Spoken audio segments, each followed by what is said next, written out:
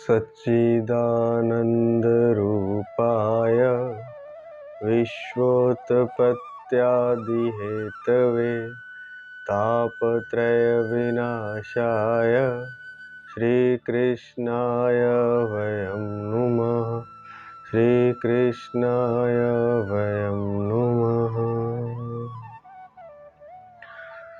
भक्तवांछा कल्पतरु शरणागत वत्सल भक्त वत्सल भगवान श्री कृष्ण, उनके साक्षात स्वरूप वांगमय स्वरूप श्रीमद् भागवत महापुराण के चरणों में दंडवत प्रणाम करते हुए, नमन करते हुए, साथ ही साथ दिव्य विभूतियों श्री गणेश जी, हनुमान जी, माँ सरस्वती, नारद जी, व्यास जी, सुखदेव जी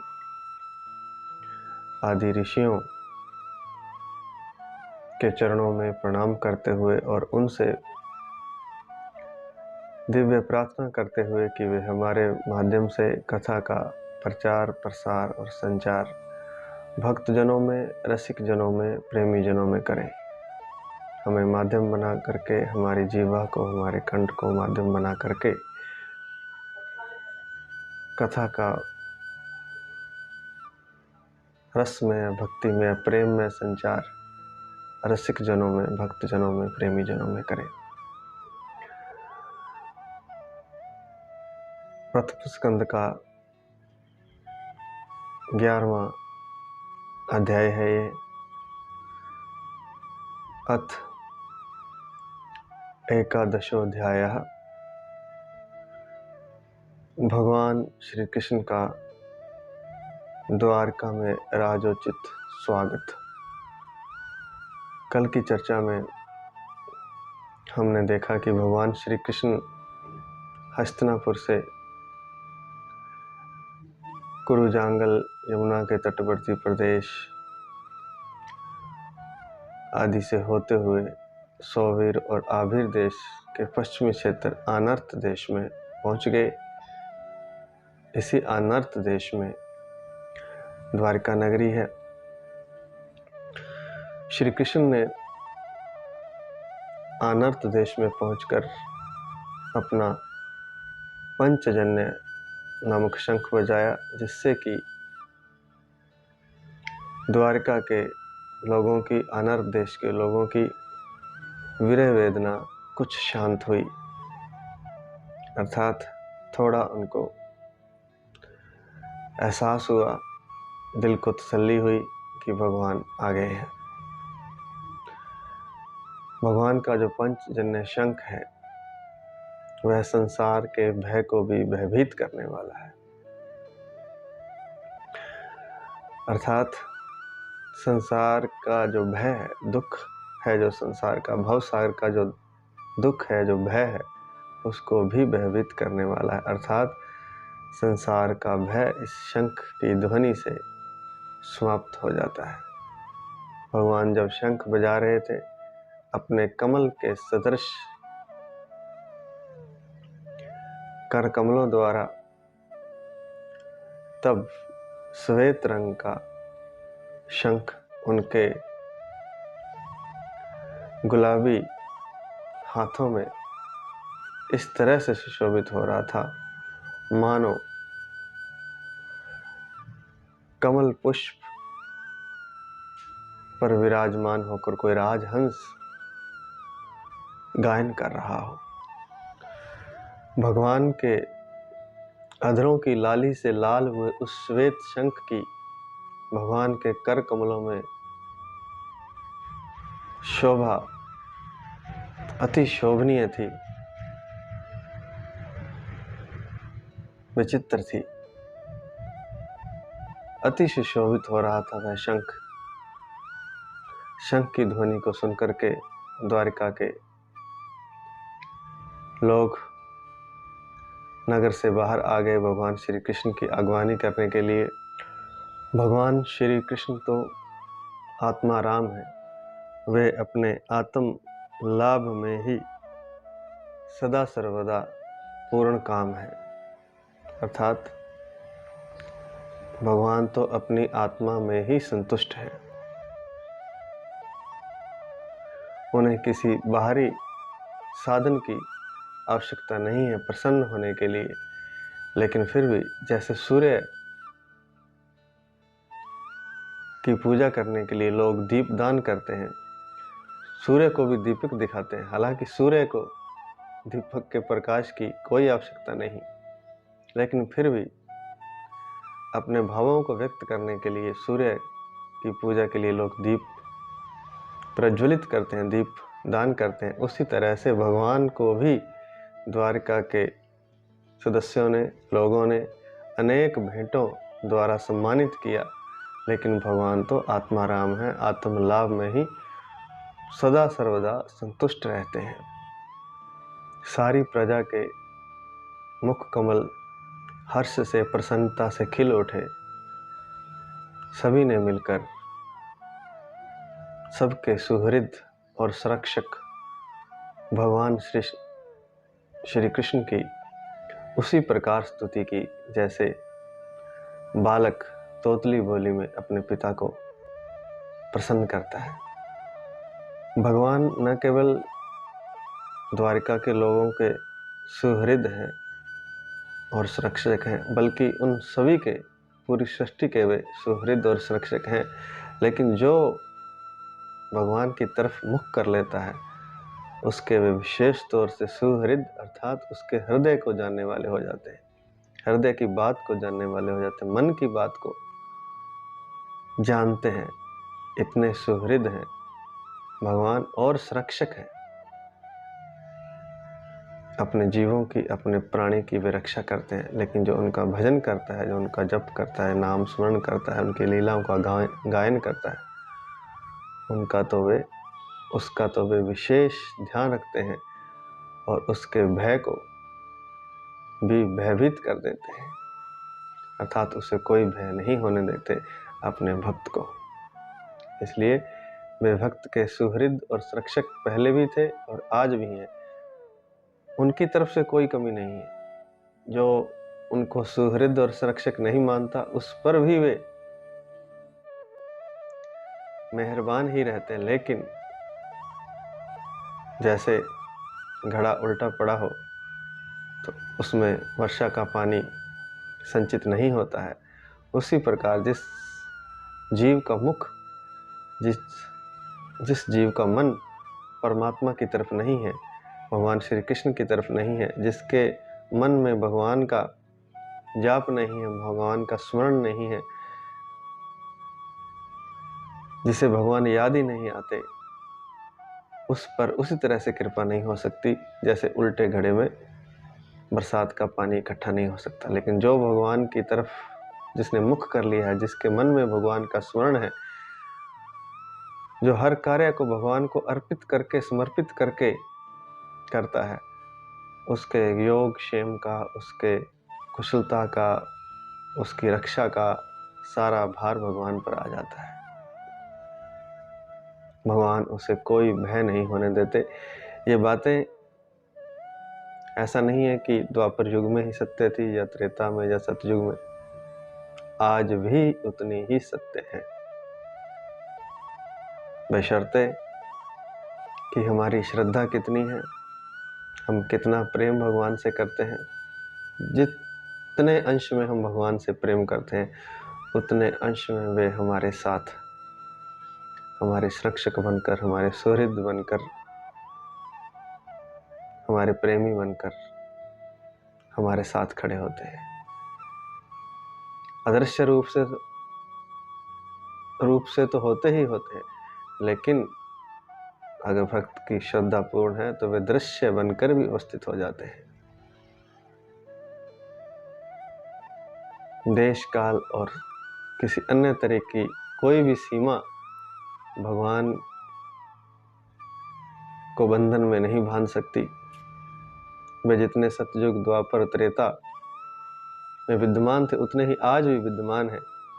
वे जितने द्रौपदी के लिए विद्यमान थे, उपलब्ध थे, उतने आज भी सभी भक्तों के लिए उपलब्ध हैं। बस श्रद्धा की बात है, उन्हें याद करने की बात है, उनके स्मरण की बात है, उनके शरणागत होने की बात है, उनकी भक्ति करने की बात है, उनसे प्रेम करने की बात है। जो उनसे भक्ति प्रेम करेगा, जो उनके शरणागत होगा,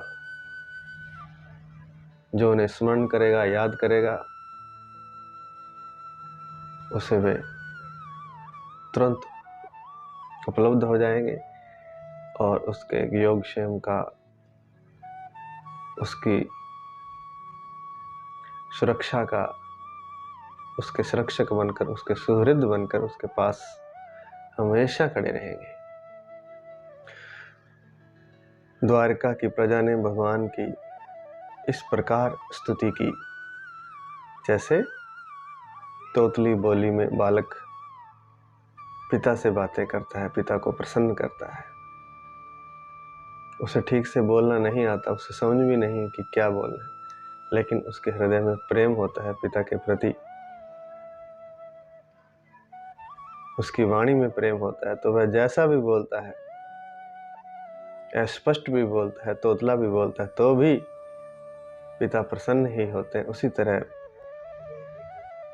द्वारिका की प्रजा जब स्तुति कर रही थी तो भगवान उनसे बहुत प्रसन्न थे। द्वारिका की प्रजा ने किस प्रकार स्तुति की, क्या स्तुति की, वह इस प्रकार है। नता स्मते नाथ सदा ग्रीपंकजम विरंच वैरिंच सुरेंद्र वंदितम परायणम क्षेमी हेच्छताम परम न यत्र काला प्रभवेत परः प्रभु। अर्थात हम आपके उन चरण कमलों की वंदना करते हैं जिनकी वंदना ब्रह्मा, शंकर, इंद्र आदि भी निरंतर करते रहते हैं, क्योंकि उन चरण कमलों का आश्रय ले लेने से, उन चरण कमलों के शरणागत हो जाने से समर्थ काल, अर्थात जो काल है, जो सभी जीवों को निगल जाता है, मृत्यु तक ले जाता है, वह भगवान के शरणागत का बाल भी बांका नहीं कर सकता। उन चरण कमलों की हम वंदना करते हैं।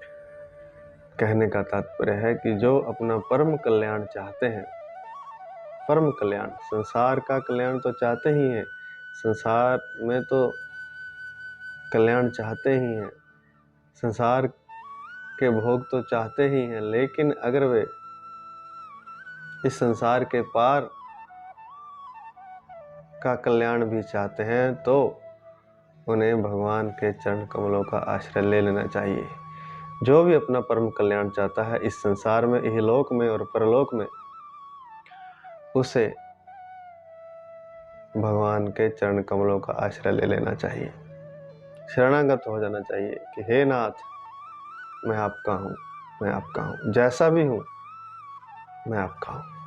और जब कोई भगवान के चरण कमलों का आश्रय ले लेता है तो परम शक्तिशाली समर्थ काल एक बाल भी बांका नहीं कर सकता। भवाय नस्तम भव विश्व भावन तमेव माता सुहृत पति ही पिता। हे भगवान, आप हमारे सब कुछ हैं, स्वामी हैं, सुहृद हैं, पिता हैं, माता हैं। तम सद्गुरुर्नः परम च दैवतम, आप ही हमारे सद्गुरु हैं, परमम च देवतम, और आप हमारे देवता भी आप ही हैं। यस्यानुवृत्त्या कृतिनो बभूविम, और आपके चरणों की सेवा से हम कृतार्थ हो रहे हैं, इसलिए आप ही हमारा कल्याण करें। अहो सनाथा भवतास्म यद्वयम्, अहो सनाथा भवतास्म यद्वयम् त्रैविष्टपानामपि दूरदर्शनम् प्रेम स्मित स्निग्ध निरीक्षणाननम् पश्येम रूपम तब सर्व सौभगम। अर्थात आहा, हम आपको पाकर के सनाथ हो गए हैं, हम आपके सर्व सौंदर्य सार रूप का पावन दर्शन करते रहते हैं। अर्थात जितने भी सौंदर्य हैं, जितनी भी सुंदरता है, उसका जो सार है, जैसे सारे बाग के पुष्पों का इत्र निकाला जाए, सुगंध निकाली जाए, वह उसका सार है। ऐसे ही जो सारा सौंदर्य है पूरे ब्रह्मांड में, अखिल अनंत कोटि ब्रह्मांड में, उसका जो सौंदर्य है और उस सौंदर्य का जो सार है वह आपके मुख कमल में है। अर्थात आपके दर्शन से हम सर्व सौंदर्य सार का अनुभव करते रहते हैं। अर्थात आपका सौंदर्य जो है अत्यंत सुंदर है, परम सुंदर हो आप, क्योंकि आपका मुख कमल सारे सौंदर्यों का सार है, सारी सुंदरता का सार है। अहो, हम अनाथ थे लेकिन सनाथ हो गए। हम कितने भाग्यशाली हैं कि आपके मंद मंद मुस्काते हुए सर्व सौंदर्य सार मुख कमल का दर्शन करते रहते हैं। और यह अनुपम सौंदर्य का दर्शन तो देवताओं को भी दुर्लभ है, लेकिन हम सौभाग्यशाली हैं, हम सनाथ हैं।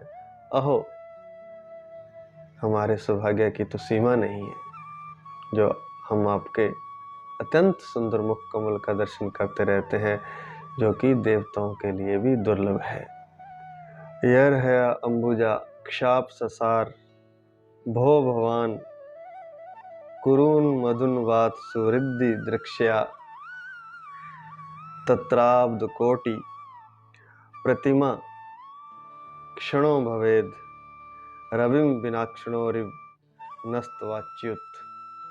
अर्थात हे कमल नयन श्री कृष्ण भगवान, जब आप अपने सुहृदों से मिलने के लिए, अपने प्रेमियों से मिलने के लिए, अपने बंधु बांधवों रिश्तेदारों से मिलने के लिए हस्तिनापुर चले जाते हैं या ब्रजमंडल मथुरा वृंदावन चले जाते हैं, तो हमारे लिए एक क्षण भी काटना मुश्किल हो जाता है। एक क्षण भी हमारे लिए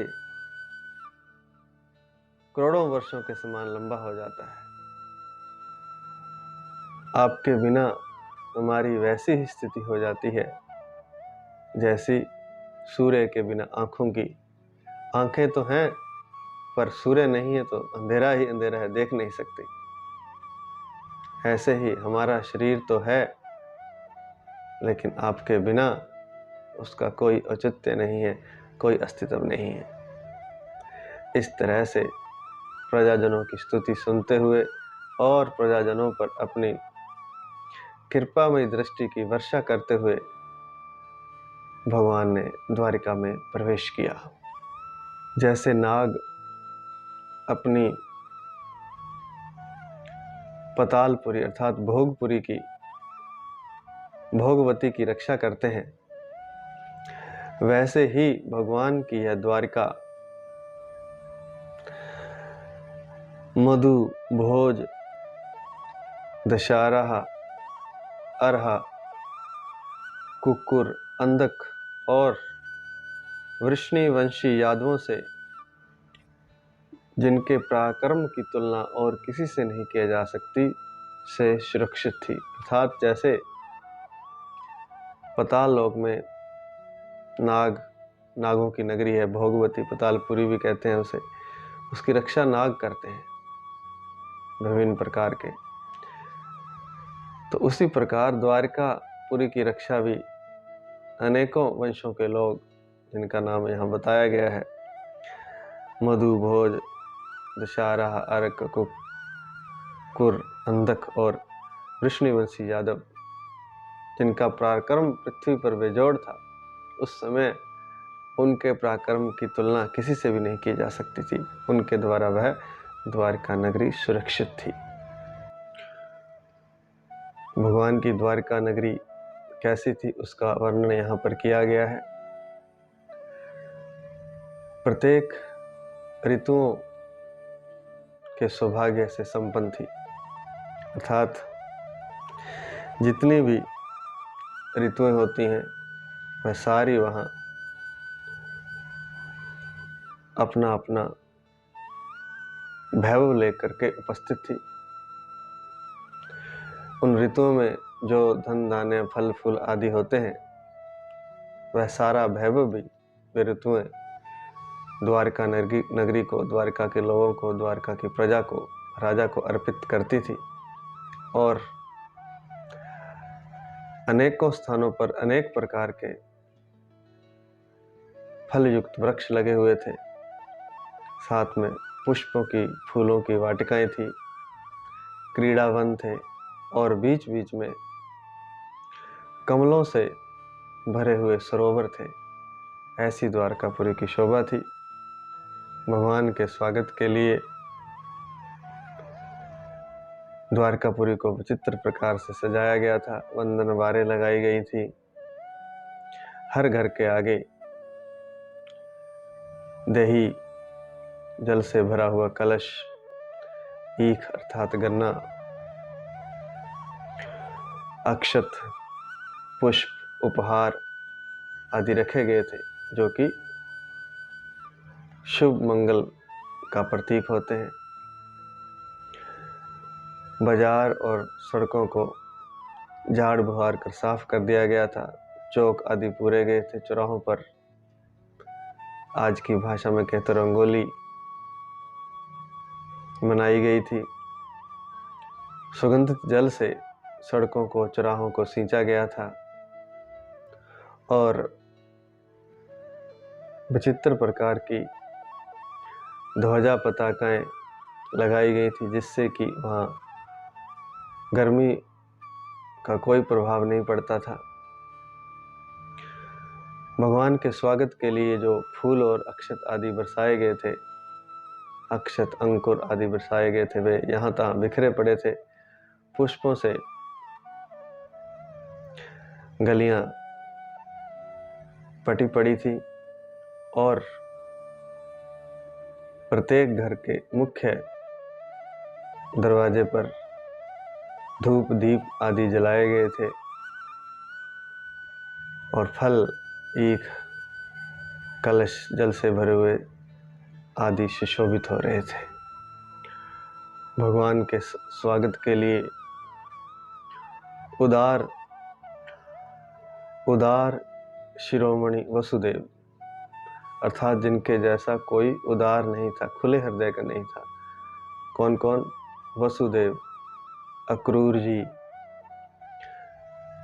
जम, बंती नंदन, सांब और प्रद्युम्न, महापराक्रमी बलराम, राजा उग्रसेन, चारुदेशन आदि ने जब यह सुना कि हमारे प्रीतम भगवान श्री कृष्ण आ रहे हैं, तो वे इतने प्रसन्न हुए, इतने उत्साहित हुए, इतने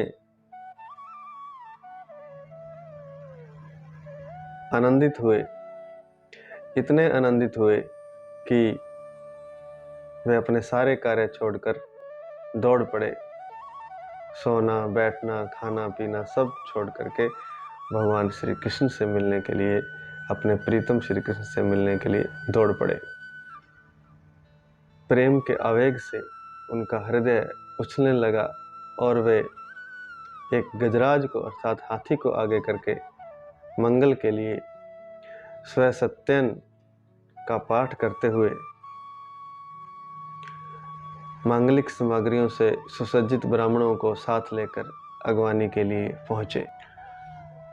शंख, तुरही आदि बाजे बजने लगे और वे बड़े हर्ष से, प्रसन्नता से अपने अपने रथों पर सवार होकर के मांगलिक द्रव्यों से सुसज्जित होकर के भगवान की आगवानी के लिए पहुंचे। सब के सब बड़ी आदर बुद्धि से भगवान की आगवानी करने के लिए चले। साथ ही भगवान के दर्शनों की उत्कंठ लालसा से अत्यंत श्रेष्ठ सुंदर वरांगनाएं, जिनके कर्ण कुंडलों की चमक जब गालों पर पड़ती थी तो वे अत्यंत सुंदर दिखती थी, वे सभी भगवान के दर्शनों के लिए, अगवानी करने के लिए पालकियों में सवार होकर चली।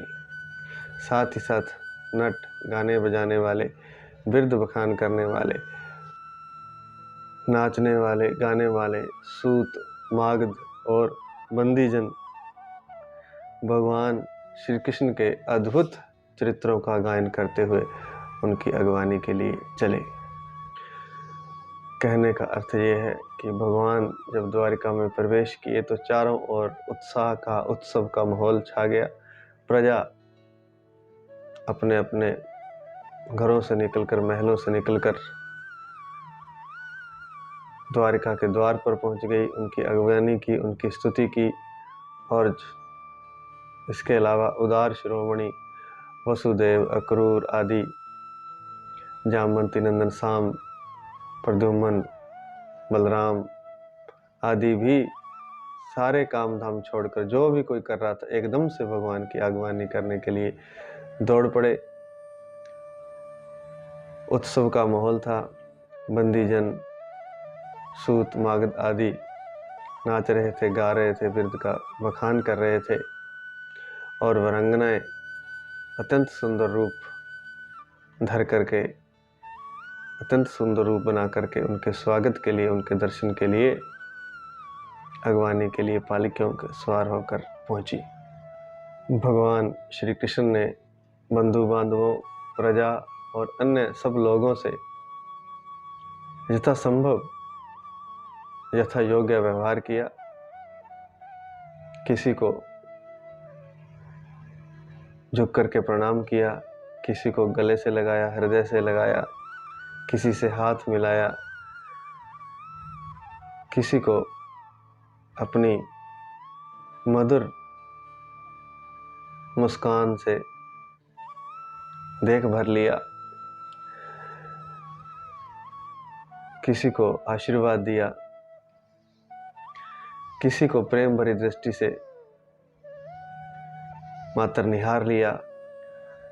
जिसकी जो इच्छा थी उसे वही वरदान दिया और चंडाल पर्यंत सबको संतुष्ट किया, सबको प्रसन्न किया। इसके पश्चात वे गुरुजनों, सपत्नीक ब्राह्मणों और वृद्धों सबका आशीर्वाद लेते हुए तथा बंदीजनों से विरदावली सुनते हुए चलने लगे और इस प्रकार उन्होंने यथा योग्य सम्मान करते हुए, उत्सव मनाते हुए, लोगों के बीच में से गुजरकर सबको अपनी दृष्टि से निहाल करते हुए, अपनी कृपा दृष्टि से सबको निहाल करते हुए द्वारका में प्रवेश किया। आज इतना ही। हरि शरणम, हरि शरणम, हरि शरणम।